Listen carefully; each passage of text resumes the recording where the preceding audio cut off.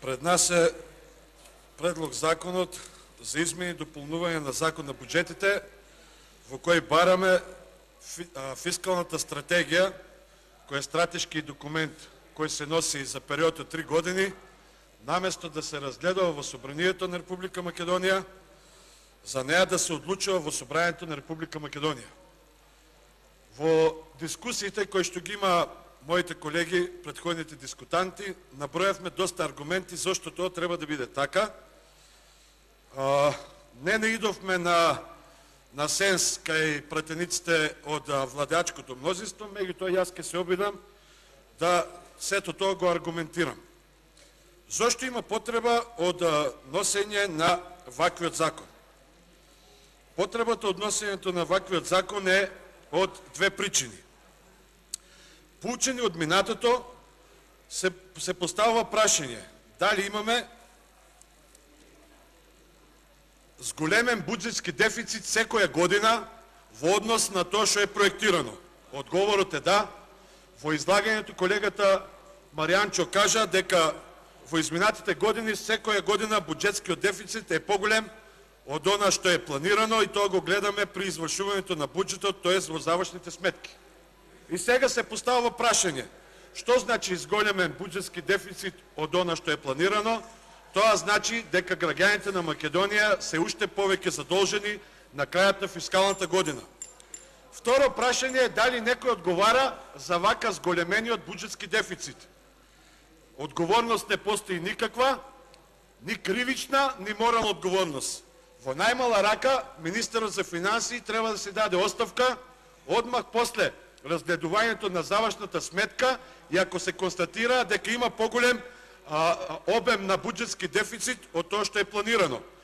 На прашањето зошто, бидејќи тој ги имал сите механизми преку ребаланс на буџетот да овозможи тоа што го собрале преку приходите во предвидениот буџетски дефицит на крајот на годината да го сведе на планираниот буџетски дефицит, а да не прави расходи поголеми од тоа што е предвидено со собирање на приходите плюс планираниот буџетски дефицит. И трета работа, дали постои независна контрола која ги контролира трошењето на јавните финансии? Одговорот е не. И сега, каква ситуација имаме ние во држава околу јавните пари? Имаме ностоп правење на поголем буџетски дефицит од дозволеното, немаме никакви механизми, т.е. санкции за казнување на одговорните луѓе за таа работа, ниту па имаме независна контрола за трошењето на буџетските пари.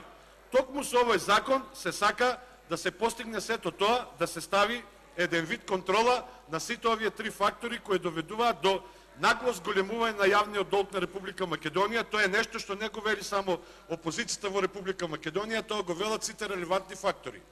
За потврдата да биде уште поголема, да ја земеме денешната ситуација. Јануар месец 2016. Веќе имаме истрошено 12% од планираниот буџетски дефицит за 2016 година. Имаме трк на бившиот премиер, председател на ВМРО ДПМН, во кој ветува нешто што го нема во буџетот, а го носевме само месец дена во ноември 2015. Како да се дадеме одговор? Минатата недела, вчера и минатата недела, имавме отварање на два универзитети, а во буџетот за 2016, кога го носевме на крајот на 2015, во ниедна ставка нема предвидено вакви средства.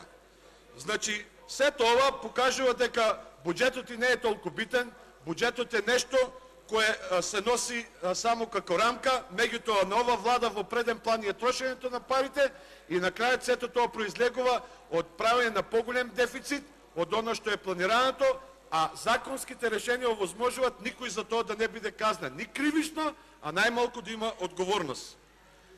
И сега пред вас, колеги пратеници, се постава прашањето од кај на нас ни текна зошто во ова време да бараме со овој закон поголема транспарентност. Па нормално, како и целата демократска јавност е загрижена за состојбите на задолжување во Република Македонија. Еве, само за споредба да им биде појасно на граѓаните да направиме една мала компаративна анализа. Од 2008 година до 2014 година, почитувани колеги пратеници, почитувана јавност, имаме зголемување на стапката на раст на економијата кумулативно 7,9%. Од 2008 до 2014 година долгот на Република Македонија е зголемен за 135%. Или, пошто ова власт сака да зборува во номинали, ќе го кажеме следново. Во 2008 година бруто општествениот производ на Република Македонија бил 6,7 милиарди евра. Тоа е, за да разберат граѓаните, тоа е тоа што го создава целокупната економија на Република Македонија. Во 2014 година бруто општествениот производ или тоа што го создава економијата на Републиката Македонија изнесува 8,1 милиарда евра. Или имаме раст од 1,4 милиарда евра за 6 години. Ајде да видиме што станало со долгот за овие 6 години. Во 2008 долгот на централната влада бил 1,4 милиарди.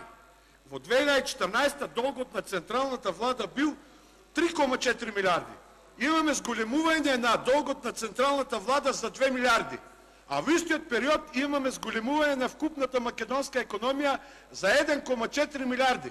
Замислете, со владините политики ја доведовме државата да должи 600 милиона евра од тоа што истрошила повеќе од колку овозможил растот на вкупната македонска економија. Значи, само долгот, не оно што треба да се враќа од претходно, него само долго што е направен во овие 6 години, не можело да помогне, не можела ова влада со економските политики да обезбеди раст на економијата во граници, да го врати барем тоа оно што го потрошила. Нешто некој го потрошил порано за да овозможи раст на македонската економија во иднина. И за на крај, за да бидеме, ќе се обидам да ја направам дискусијата за да ме сватите правилно, на еден ваш речник, на едно ваше клише во кое вие размислувате. Ево ова сето што се случува во Македонија да го крстиме проект. Проектот носи наслов од 2008 до 2014 Македонија се задолжува. А од 2014 до 2016 Македонија се задолжува во 100 чекори. Ако вие како партија, кога се фајите со проектите, викате има 3 работи: ветено, остварено, отчетност. Еве ви шанса, преку поддржување на овој проект, да го разгледаме заедно проектот Македонија се задолжува, тоа се задолжува во 100 чекори, да го усвоиме овој закон што го предлага опозицијата и сите 3 овие работи ќе бидат и ветеното, и оствареното, и отчетноста тука пред Собранието на Република Македонија и пред граѓаните на Република Македонија. Благодарам. Благодарам.